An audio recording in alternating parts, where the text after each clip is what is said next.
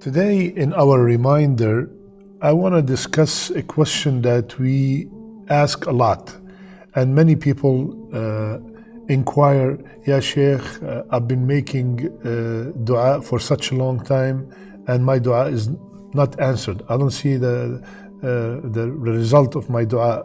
Why my dua is not being answered? I'm trying everything I can. So, inshallah ta'ala, in this short talk today, we will discuss 5 main reasons why the dua is not answered. Okay?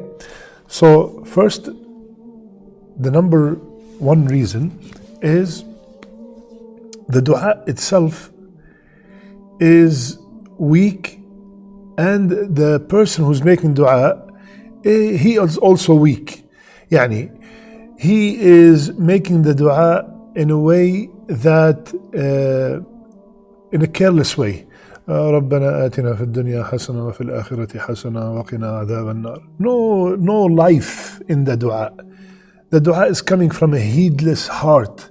No, nothing in the dua. Yani as if he's making dua as, because he heard that you make dua, it will be answered. So there's no life in that dua. And Rasulullah ﷺ said in the hadith is in Tirmidhi, you should know that Allah does not answer the dua that comes from a heedless heart. Qalb la. So the opposite is true. The dua, when I'm making the dua, I should put my heart in the dua. Yani, like they say, from the bottom of your heart, you're asking the dua, you're in dire need. You are feeling that you are so weak and Allah is the most powerful. You are feeling that you are so poor and Allah is the all rich. You are feeling you are so helpless and Allah is the Qadir. He's capable of doing anything. So number 1 is having a heedless heart is the obstacle.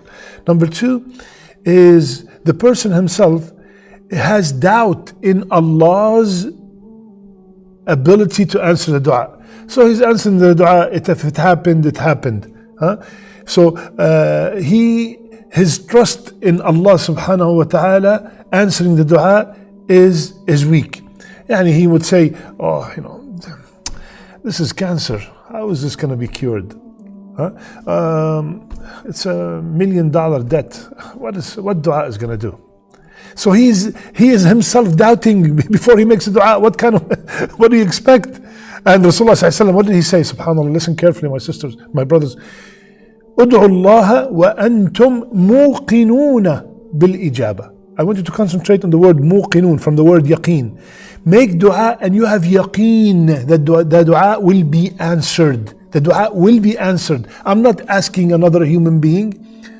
I am not asking a president or a person that his capability are limited. I am asking the all-powerful, the all-wise, the all-knowing, the one who knows the unseen, the one who has the vaults of everything. Like he said, Allah said in the Quran, there's nothing except we have its vaults.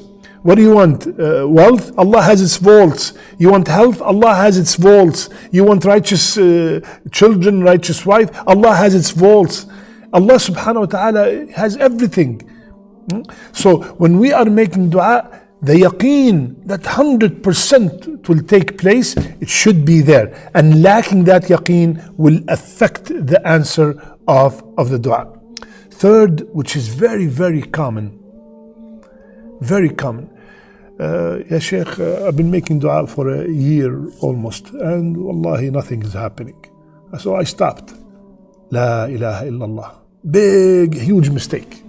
Huge mistake. Let me give you an example. Do you know how long was the period of time between losing Yusuf alayhi salam and reuniting with his father, Yaqub? Some ulama said 40, and some ulama, just like the Imam al-Tabari, he said 80 years. 80 years. Yaqub, a prophet alayhi salam, he is the most beloved to Allah at that time, right? The prophet of the time is the most beloved to Allah subhanahu wa ta'ala. He was the most beloved to Allah, making dua to reunite with his son it took 80 years to answer the dua of Yaqub. And you did the dua for 8 minutes, 80 days, and you were surprised. Why is this happening? Ibrahim alayhi salam made dua, Ya Allah, send among them a prophet, a person that will yuzakki him, that he will purify them and he will teach them your deen. It took thousands of years for the dua to be answered. So be patient, do not rush. Do not rush. Rasulullah sallallahu alayhi wasallam, he said, the dua of any one of you will be answered by Allah as long as he does not show impatience by saying, yeah, I prayed to Allah and I prayed and my prayer was not answered. The hadith is in Bukhari. I prayed and there was the answer, the dua was not answered, so I stopped praying. Subhanallah. The dua is up to you. The timing for the answer is up to Allah Azza wa Jal. It looks like, somebody who bought a piece of land. He put the seeds.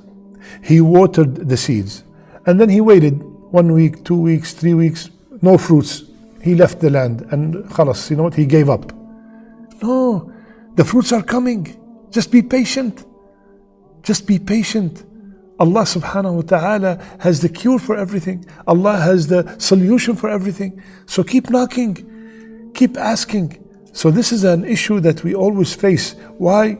I made so much dua for my son to be cured. I made so much dua to get that job. I made so much dua to marry that brother or that sister.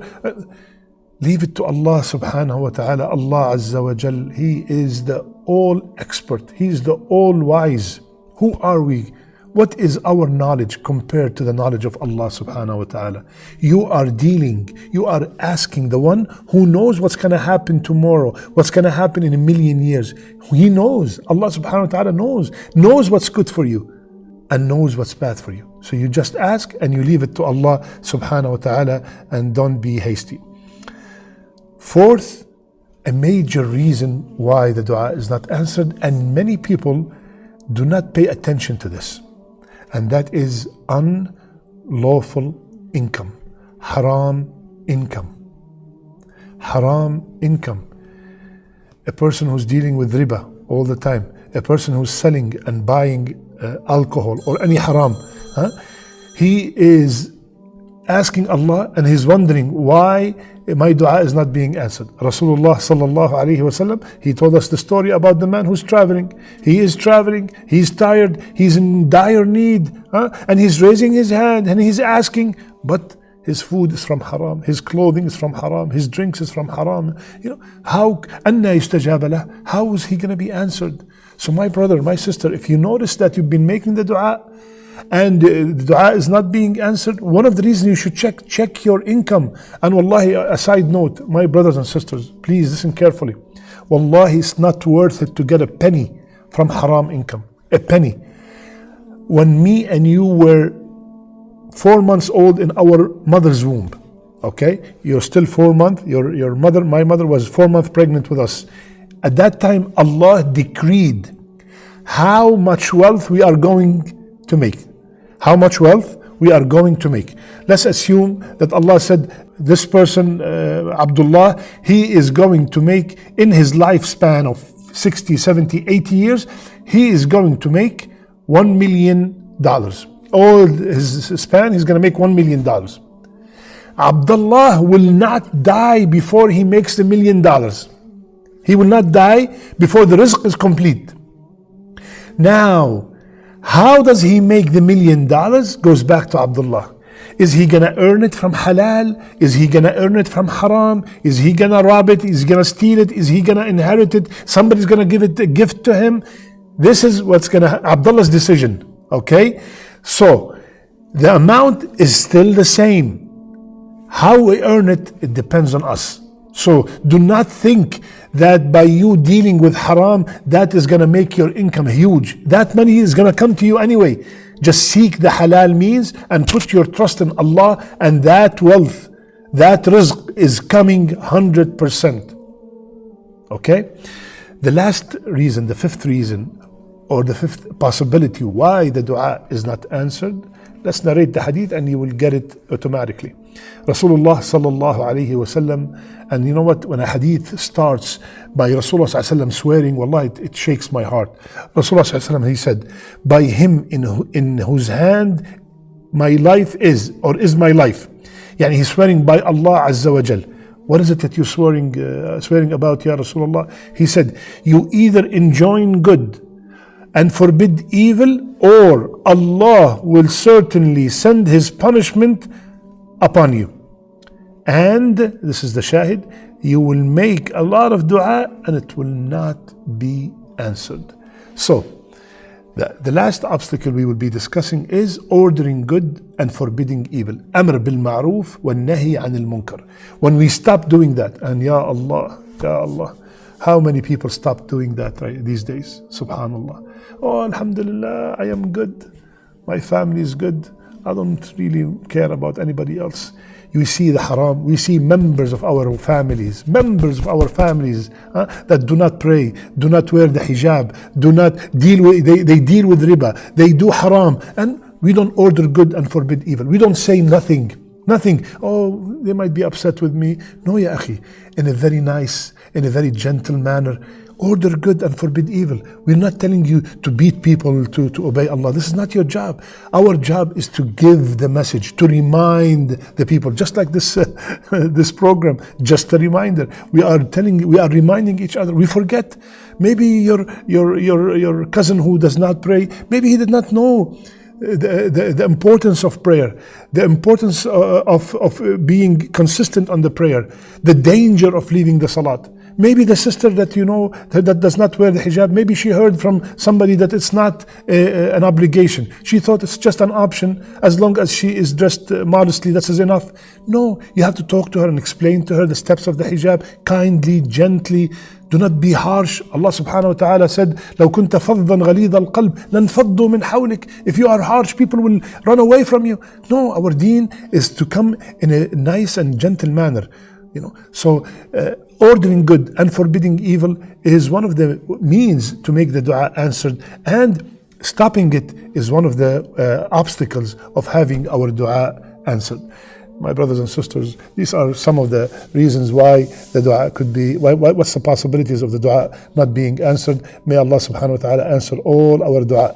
May Allah Azza wa Jal, I ask you, Ya Allah, with the best of your names, Ya Allah, for myself and for all the brothers and sisters who are watching us, Ya Allah, make their last deeds their best deeds. Ya Allah, bless us all with righteous children and righteous spouses. Ya Allah, Ya Kareem, forgive all our sins. Ya Allah, bless us with sincerity in all that we say and all that we do. Aamin ya Rabbil Alameen. I love you all for the sake of Allah. Subhanakallahumma bihamdik. Nashhadu an la ilaha illa ant. Nastaghfiruka wa natubu ilayk.